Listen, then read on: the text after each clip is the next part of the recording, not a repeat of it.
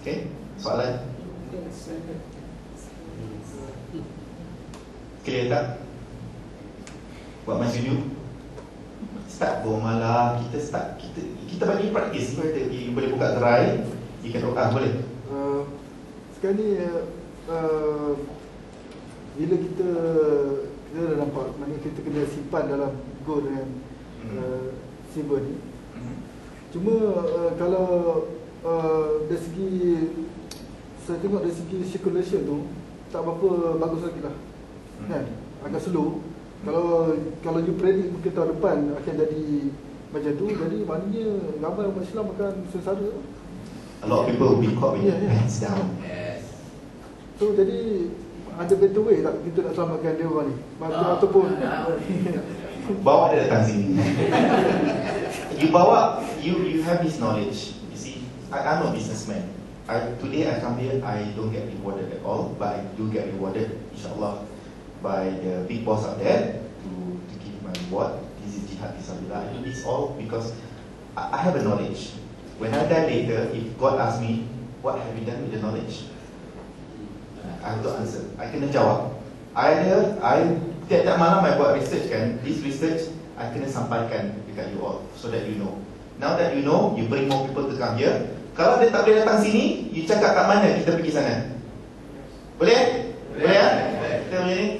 We will, insyaAllah kita akan cuba sedaya berbaik. Kita pergilah menjelajah. Tapi you sediakan peserta, penonton. Kita akan datang, kita akan buat. My fee is very cheap. Tarik satu, kita rasa cukup. Tol, petrol, I tanggung. Okay? Deal? So sebab tu walaupun masa we don't have much time, kita kena sebarkan ni. And then kita bagi praktis buat muamalat kat depan ni. Kalau esok I suka kalau kita boleh ambil sekali kapak tu, kita berniaga kat luar tu free of charge, tak bayar sewa. Kita bermuamalat guna dinar-dinar. We praktis sekarang buat bisnes. Kalau esok tak ada kerja, you kena ada skill. Either you provide your services. Kalau you pandai repair aircon ke apa, you can exchange your services. Tapi kalau you ada barang, you ada produk, you praktis sekarang berniaga. Okay? Okay, sebelum okay. Bila krisis kewangan tu akan datang kan, siapa yang akan jadi kos besar? Perlu ke saya jawab tu? Bukan pelik banyak sangat lagi. One thing, do you think the Muslim will be there? Belum lagi. InsyaAllah kita akan. Tapi the Black Flag Army tengah preparing right now. Maybe we are all part of it. When the Black Flag Army comes, the foundation for them to go, we are the one doing it. Sebab you see, this benda ni kan, you tak nampak penipuan dia. Satu lagi, dia divide and conquer. Duit kasino ni, kalau you pergi Singapore boleh guna tak? You can only use in this casino called Malaysia. It's a casino chip kan. It's not valid when you go outside the casino. Itu pecah dan perintah. Tapi kalau you ada ni, Kelantan punya ni, walaupun orang ingat ni, ini tu cakap Kelantan aja ke? Sebenarnya bukan. InsyaAllah kalau Brunei nanti pun ada, tak lama lagi, you boleh bawa ni pergi ke Brunei. Brunei ni datang sini, tak payah biro di change. So kedai-kedai exchange rate ni semua yang haram ni akan go out of business. Alhamdulillah. We can go to Kazakhstan. We bring our dinar there. You boleh pergi pasar dekat Kazakhstan, guna ni. Kazakhstan datang sini pun boleh guna duit dia. Kalau tidak sekarang ni nak pergi Kazakhstan kan, you boleh tak cari biro de change kat Malaysia yang ada duit apa dia punya mata wang kat sana, Kazakhstan? Tenge. Ada tak? Tak ada. You kena tukar US dollar. You dah hilang 400. You pergi sana, tukar kepada tenge, hilang ada 400. 2% lah, sorry, 2%. 2% plus 2% dah 400. Lepas tu kalau you pulang balik, you kena tukar balik ke US dollar, tukar balik ke ringgit. Semua sekali hilang 800. Divide and conquer. Tapi kalau you ada single world currency, you tak payah all this central bank, EU, kita issue dinar dirham. Dia punya is backed by its weight. Nilainya pada zatnya, nilainya pada beratnya. You pergi Kazakhstan, dia timbang, okey betul ni standard dinar dirham. Nah, tukar barang. Is that powerful? Will that unite the ummah? Yes. Akan bersatu ke ummah kalau kita guna ini? Yes. Ini adalah instrumen untuk menyatu padukan umat Islam. When kita bersatu padu, that's when we can join the Black Flag Army. Faham? Okay, I nak pass kat CD. Okay.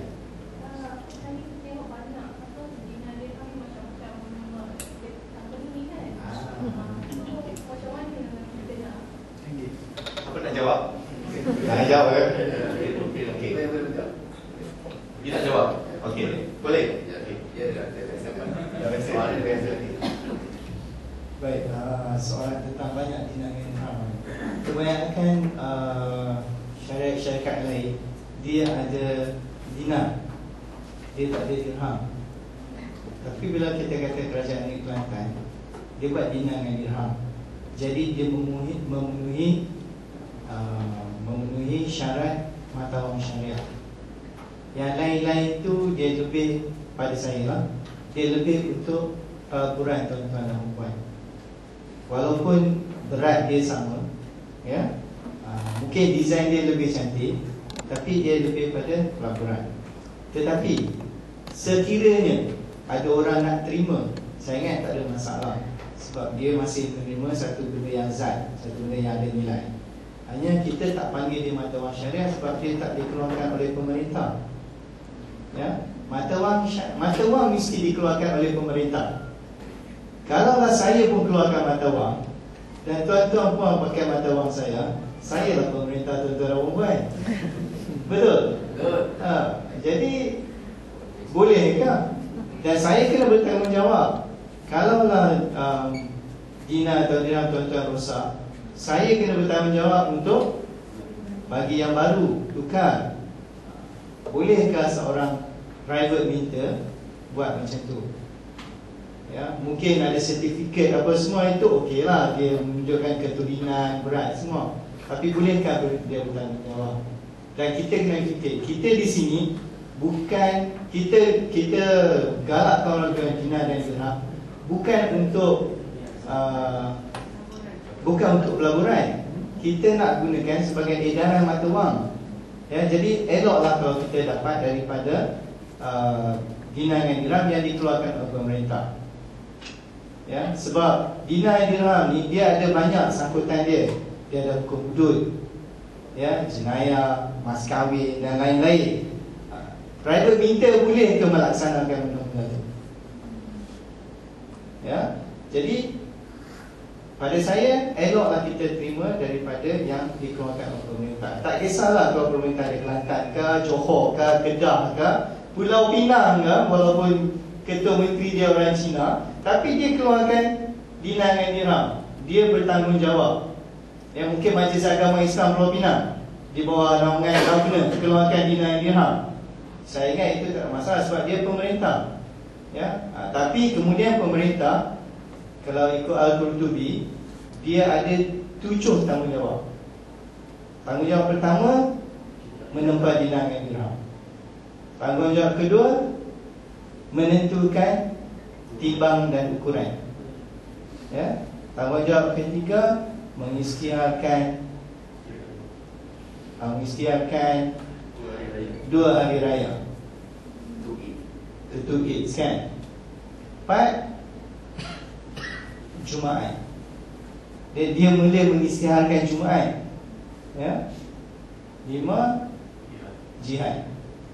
So itu tanggungjawab pemerintah. Bolehkah private minta ambil tanggungjawab ni? Ya. Dia juga pemerintah juga yang melantik amil untuk kutip zakat. Ya. Jadi sebab tu pada kita galakkan orang guna dinar dan dirham yang dikeluarkan oleh pemerintah. Siapa pun kita tak ada pilihan. Asalkan dia pemerintah, kita patut terima. Dan satu lagi perkara, kita suka kalau orang pemerintah tu dia keluarkan dinar dan dirham dan dia ikut piawaian yang ditentukan oleh World Islamic Mint, WIM. Mengapa? Sebab World Islamic Mint ni dia adalah badan bukan membuat keuntungan. Yang pertama, ditubuhkan dan mengeluarkan dinar dirham, ya, walaupun dia satu badan swasta, tetapi dia telah meletakkan diri dia sebagai pengawal sedia standard piawaian, ya, macam siri, ya, so dia macam tu.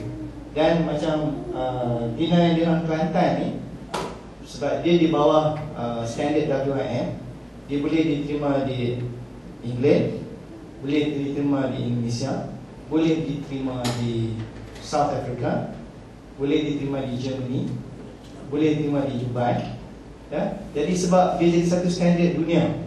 Sebab tu kalau tak ada standard dunia pun, mungkin orang South Africa kata, oh, standard dinar Malaysia tak sama standard dengan dinar dia. Mungkin standard dinar Malaysia lebih kurang daripada dinar South Africa. Umpamanya kan, Afrika kan banyak mutu yang kodolnya lebih baik. Tapi sebab kita ada satu standard satu dunia, maka kita boleh tukar tanpa biru di exchange seperti yang dia kata.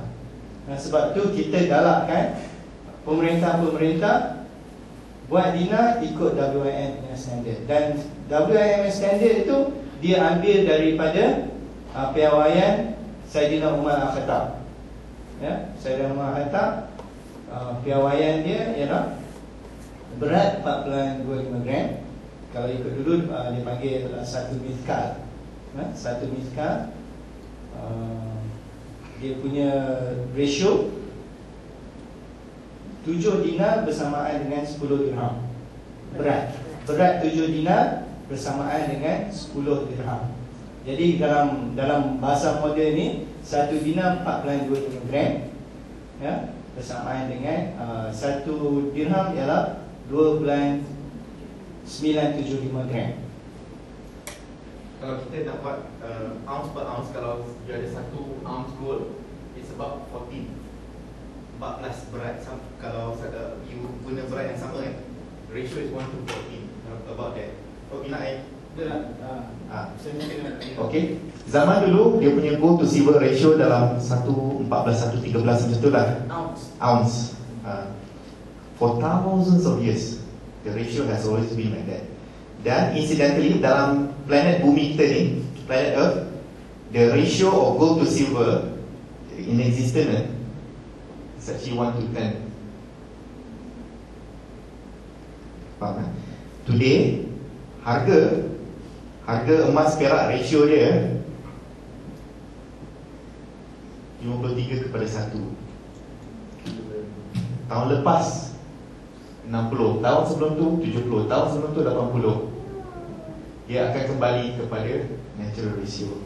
If you are clever, you buy silver now, because when the system collapse, because silver dengan gold dia manipulated, dimanipulasi, and so they are losing. Allah is great, kan?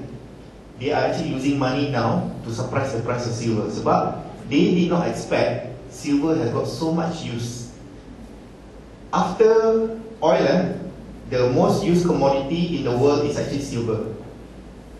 Sebab minyak dia boleh buat plastik, dia boleh buat pharmaceutical, dia boleh buat wax, so many uses. Silver has got the most usage metal, dia tak ada substitute. Macam you bangun pagi, bros gigi, you tengok cermin you dibuat daripada, you punya setiap iPhone yang ada silver, there's no substitute. You punya flat screen TV, dia punya screen is made of silver. Solar panel is made of silver, no substitute. Water filter kat rumah tu, salah satu dia punya filter has got silver. Sebab silver is a natural biocide, dia bunuh kuman. Dua metal yang bunuh kuman, satu is copper, kuprum. Tapi kuprum will poison you, silver will not. Dia ada banyak wood dressing, it's got so many usage, I can't even list it now. Sebab tu 70% daripada perak yang digali semua pergi kepada industri. Dia dah tak boleh dah suppress lagi. Dia akan kembali kepada natural ratio. So kalau time tu harga emas katakan 20,000 US dollar, berapa harga perak? 2,000. Hari ini masih lagi $34, 35 semalam. So if you think carefully, it's very undervalued. It's gonna go up. Nanti nak cerita pasal dinar dirham. Satu lagi kalau you boleh imagine duit 10 sen kita, duit 10 sen katakan beratnya 10 gram lah, katakanlah sebagai contoh 10 gram. So kalau 20 sen sepatutnya 20 gram kan, 50 sen 20 gram. Katakan berat tu 10 gram dia bagi 10 sen, 20 gram dia bagi 20 sen. Boleh tak pemerintah kata, oh tak apa kita bagi diskaun, kita katakan 19 sen. Susah dia nak buat transaction. Betul tak? Faham tak? Tak boleh. Tapi private meter bila dijual dinar, ni yang saya kata salah ni. You record this down, kita look in YouTube, I'm going to tell you those private meter that make your own dinar dirham, you are all wrong. Okay? You are polluting the system.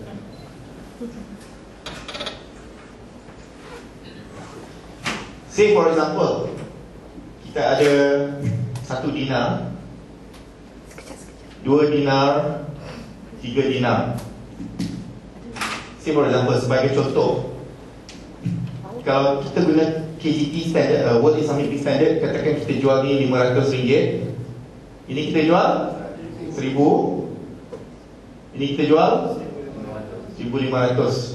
Apa yang private meter buat sekarang ni, dia jual ni 500. Oh tak apa, you beli sebab standard macam you beli emas 10 gram, 20 gram lagi murah. So kita ni jual ni 950. Sorry, 950 Yang ini kita jual katakan 1,400 lah, kita bagi diskaun. Boleh ke? Macam mana nak guna mata wang macam ni? Ada diskaun pula bila lagi berat. Make sense or not? You cannot call what you are doing, all this private meter, dinar dirham. Number one, for you to call it dinar dirham mesti backed by authority. Macam government issued coin. You can only call it coins when it's backed by government. Kalau dia bukan backed by government, you call it rounds. Kalau you beli daripada US and silver, kalau Canadian maple ataupun Perth mint, US mint, is called coins. Only the government have the sole right to use the word coins. Any other private meter macam Sunshine Mint, semua dipanggil rounds. You cannot use the word, salah dari segi undang-undang. Tak boleh panggil coin, you can call it rounds. Macam dinar dengan dirham juga. Only when it's backed by an authority, you can call it dinar and dirham. Those yang lain-lain tu, kumpulan nasyid ke, kumpulan lain yang buat dinar dirham, it's not. I'm not against you, okay? Please call it investment rounds. It's for the purpose of investment. I like it. You all produce this untuk investment, bagus. Don't call it dinar dirham. It's not. Especially when you do this pollution. Salah ni. You nak guna sebagai mata wang, dia kena tetap. The ratio must be fixed, not simply give discount. It's wrong. Thank you. Geram. Terima kasih Saudara Dini. Jadi saya nak rangkumkan sedikit apa yang Saudara Dini Arif terangkan pada kita tentang sistem kewangan tadi. Ya, kita semua dalam sistem kewangan ini dijerat dengan hutang. Sedangkan dalam muamalah Islam, hutang adalah 1% yang kecil sahaja. Dan kita bagi hutang masa bila orang menghendaki, orang tu dalam keadaan susah, sukar, derita, dia perlu, baru kita bagi hutang. Khalil Hasan, hutang tak ada apa-apa tambahan. Tapi ini tidak. Sistem yang sekarang, dia kata kamu berhutanglah untuk bermewah-mewahan. Orang kaya lagi banyak hutang, kan? Dan saya banyak kali orang cakap saya, sekarang orang berniaga, dia tak pernah berniaga dengan duit dia sendiri, dia berniaga dengan dua orang. Kan? Benar. Jadi apa yang telah berlaku pada kita melalui sistem ini lah, kita dijerat dengan hutang. Sedangkan hutang tu bukanlah sebahagian daripada muamalat, bukan sebahagian daripada sistem kita berniaga atau berjual beli. Ya? Dan sistem Islam dia tak ada macam tu. Kalau berhutang bila kita dalam keadaan susah. Dan kita kena ingat kalau tak salah saya, bila kita meninggal dunia, masa jenazah terkeluar pada rumah, seorang wakil keluarga kata, sekiranya Nazar ni mempunyai apa-apa hutang, boleh jumpa simpulan dan simpulan. Atau kalau tuan-tuan besar hati, minta halalkan. Jadi betapa pentingnya hutang tu dalam Islam. Ya tuan saya. Tapi sekarang ni orang berniaga dia berhutang. Dan hutang tu hutang dia, hutang tu hutang company. Jadi bila dia mati dia kata hutang dia cuma RM1 je. Sebab modal dia pada company cuma RM1. Ya, tapi dia masih berhutang. Kan, masih berhutang. Dan walaupun company, siapa bertanggungjawab untuk bayar hutang? Shareholders. Kan? Shareholders kan. Jadi dalam sistem kapitalis, kan, shareholder pula boleh bayar hutang takat jumlah share dia saja. Kalau company itu hutang 10 juta, dia punya shareholding 50,000, dia bayar takat 50,000 aja. Ya. Dia tak ada pertanggungjawaban. Dan orang kapitalis, orang barat yang punya, ini adalah untuk keuntungan dia. Betul. Dia selamat, diri dia selamat. Tapi kita orang Islam, kalau berhutang, bank dengan kita, kalau kita hutang dengan bank, kita mesti nak kena bayar. Orang Islam berhutang mesti kena bayar. Kan? Betapa dia telah menggunakan kita punya iman, akidah dan adab kita yang baik, ya, untuk memajukan bank. Itu satulah yang paling saya dapat lihat, bahawa kita jadi masalah kita hadapi ini ialah sebab kita semua dipaksa untuk berhutang. Dan lama kelamaan akidah kita dalam akidah kita terancam. Untuk tambah sikit lagi pada apa yang Sadruddin cakap tadi, saya nak jemput Haidaruddin ke atas untuk cerita sikit, ya. Tadi kita tengok tentang dunia sekular, ya.